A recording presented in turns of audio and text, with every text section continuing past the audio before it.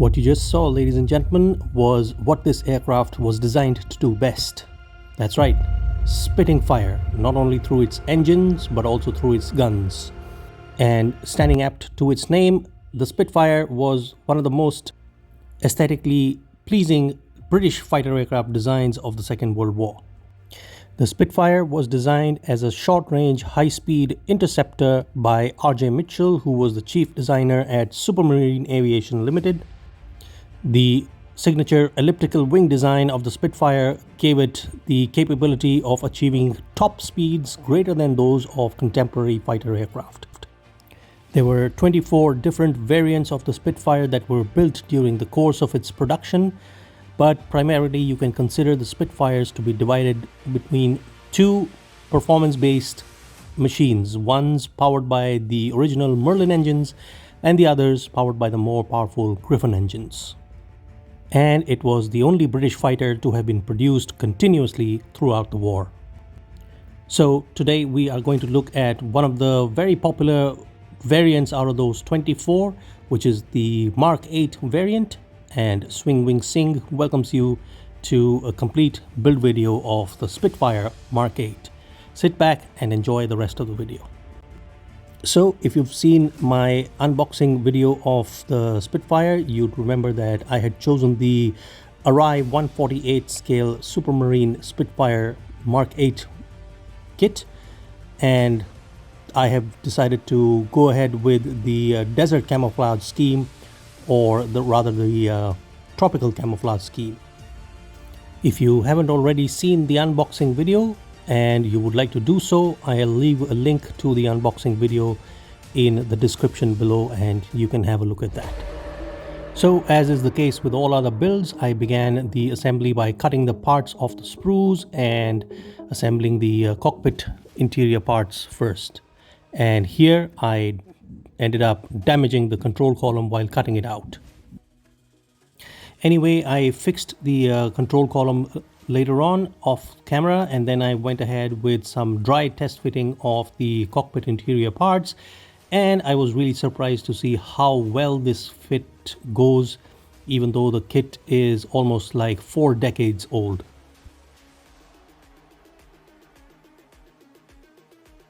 My glue of choice here is the Fevikwik cyanoacrylate glue. So now the instructions show that there is a hole in which you need to fix the control column. However, when I look at the actual part, there is no hole visible on the top side of it where the control column should fit. But if I turn it around, I see that there is a position for a hole to be drilled out. So I use my X-Acto knife to drill out that hole. Now, there is hardly any detail available in the seat or in the cockpit interiors. So I decided to go ahead with putting some detail into the cockpit, and here you can see me creating a kind of seat cushion for the pilot's seat. And I'm using my modeling clay, which is Fevicryl molded, to construct the seat. As you can see here, I have put the seat cushion in, and now I am adding some indentations to show that the seat has been sat on recently and the pilot has just stepped out of the cockpit. Kit comes with a pilot figure, but it is almost bland. The pilot is a standing figure, so I began adding some detail into the pilot figure as well to show it like a real-life pilot. And here you can see me constructing the parachute housing for the Spitfire pilot, just to add that little bit of visual interest into the figure that actually looks like it's a pilot who is standing with his hands tied at the back.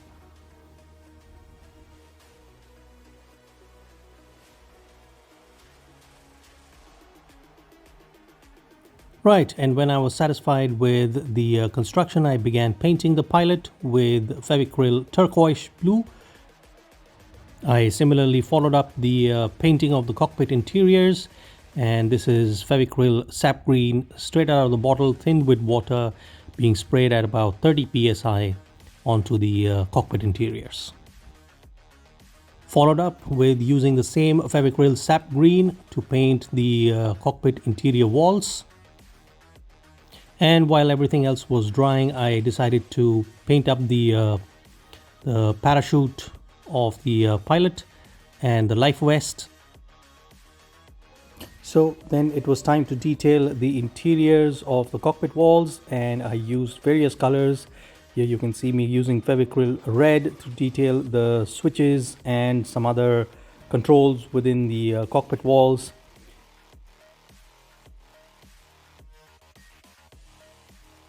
So the next step was to detail the seat belts of the seat, and I used my paper masking tape and also used some soldering wire. The soldering wire was cut to length and then turned around in the form of a loop. This loop was then stuck together with Fevikwik cyanoacrylate glue so that the buckle shape remains intact. The entire assembly was then fixed onto the seat with some more super glue, and then it was turned in the shape of a seat belt and placed on the bottom of the seat.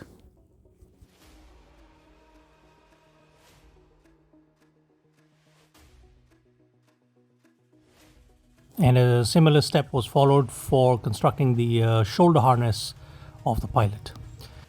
I then used this new set of paints, which is the Venezia Metallica set of metallic paints, and dry brushed some silver onto the instrument panel to bring out the contours of the instruments. And finally, time for some weathering inside the cockpit. So I used a brown wash and just liberally applied it inside the cockpit walls and on the pilot as well, and then fine-tuned the weathering with a cotton Q-tip. And once everything was done, I began the final assembly of the cockpit interiors, and here you can see me using the cyanoacrylate glue once again to stick the parts together and then place the cockpit structure inside the cockpit walls.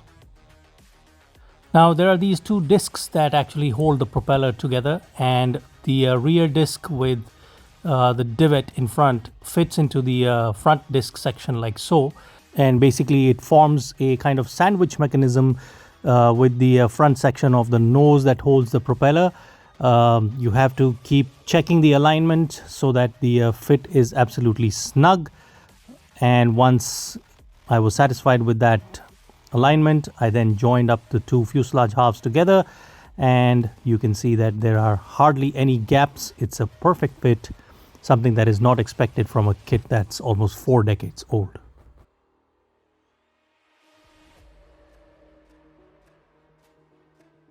Same is the case with the assembly of the wing upper and lower surfaces. Absolutely no gaps whatsoever.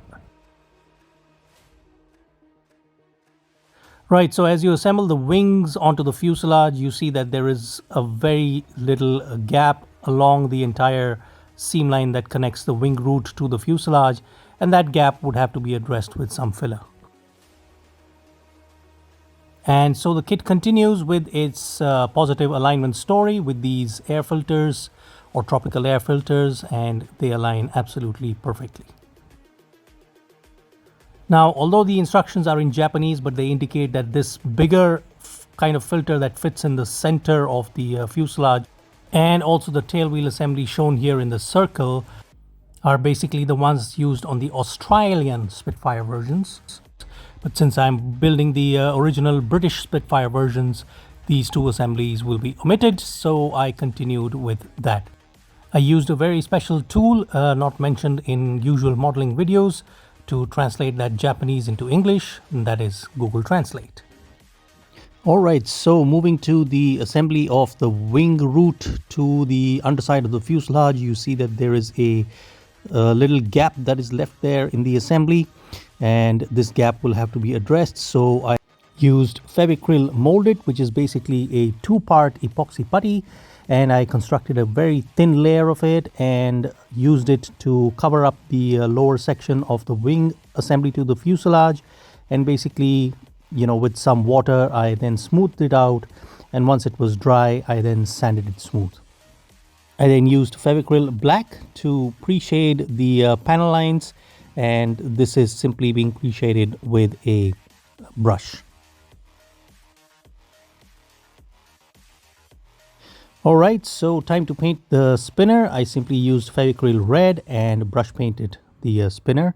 And also, meanwhile, I painted up the propeller blades black, and I colored up the tips of the propeller blades with Fevicryl golden yellow. Right, then moving to the underside of the Spitfire, I used Fevicryl white and cerulean blue to create a sky blue mix basically. And I matched this tone with the sky blue that was shown on the color guide. And once I was satisfied with the tone of the color, I used that in my airbrush and began spraying the sky blue on the underside of the Spitfire. Moving to the top side of the Spitfire, I used my improvised desert tan color and basically painted up the upper surfaces of the Spitfire with the base color. And once the base color had dried, I used my standard blue tack masking to mask off the camo pattern. And then I used a darker brown shade of Fevicryl to paint the camo pattern. This is basically what I call the dead leaf color. Now the thing to note with the Fevicryl paints is that if it dries rock hard, but if there is any such patch like you see here on the edges of the camo patterns on the wing, on the nose and on the tail surfaces, if it doesn't dry, it is not going to dry. You leave it for as many days as you want. So this is something I figured out through experience. So what I did here was I basically sanded off those spaces with a 600 grit sandpaper and then smoothed it out with a 1200 grit sandpaper. And once that was done, I then repainted or touched up those areas with the same dead leaf color. Alright, time to remove the masking then, and this is the tissue paper masking method that I used to mask off the cockpit. This is a method that I'm thankful to one of the scale modelers on ISM who shared this with me, and I have become a fan of this method. Now here you can see me painting up the black on the tires, and finally I put a gloss coat of Future on the entire model, and you can see all the bling and shine there. Alright, the final step before I start off with the decals was to paint the canopy frame, and I simply used the desert tan color and brush painted the canopy framing. And once the paint had dried, I used a damp toothpick to gently scrape off the unwanted paint. Right, finally time for the decal markings, and you can see I cut out the decals into more manageable sections here. And basically there are not many decals on this model, and which is good. There are only the bigger ones, which are the roundels and the letterings and the fin flash. The issue with these decals is that there's a lot of decal film all around the decals, so you have to cut them really close so that decal film doesn't get carried over onto the model. I only came to realize this after I had placed the underside wing decals, because the amount of decal film around it was almost in the form of a big square. And only after I had removed the decal from the backing paper is when I saw that there is so much of decal film around it. So that's something you'll have to be wary of. Right, so last step was to weather the aircraft, and here you can see me putting a brown wash, and once the wash was dry in about 10-15 minutes, I used a damp kitchen towel to wipe off the excess. And here you can see that I am fine-tuning the remaining weathering with a cotton Q-tip. And the next step was to use some oil dot filtering method, and here you can see me adding some fading onto the panels, and I used the various oil paints to showcase that fading. And I use this flat brush, so this is something I borrowed from my wife, and basically it comes in very handy. This was simply dipped in mineral spirits, and all the dirt and grime effects were showcased on the model. And the final step was to showcase the exhaust staining, and here you can see me doing that. Finally, when everything was done, it was time to close up the canopy, and so I used Fevicol white glue and stuck the canopy onto the model, and that basically completed the build. Alright, so here we are. That's the completed model of the ARII 148 Supermarine Spitfire Mk.VIII, and as you can see, the model has come out really looking good. My 2 cents with this kit is that it's a brilliant model. It is surprisingly very good for a 4-decade-old mold. The only grudge I would have is they do not include a pilot that is in the sitting pose. The only pilot available is in the standing pose. Hardly any detail inside the cockpit, so you would have to add that little bit of detail for a nice visual appeal to the model. And of course the decals that had oversized decal films, and you know, you really had to be careful while placing the decals on the model and cut them really close so that the decal film doesn't get carried over to the surface of the model. So apart from that, I would definitely recommend this model for beginners and advanced modelers. If you enjoyed this video, please like and share, and do consider subscribing to the channel. Thank you very much for watching, ladies and gentlemen. I'll see you in the next one. Bye-bye. Take care.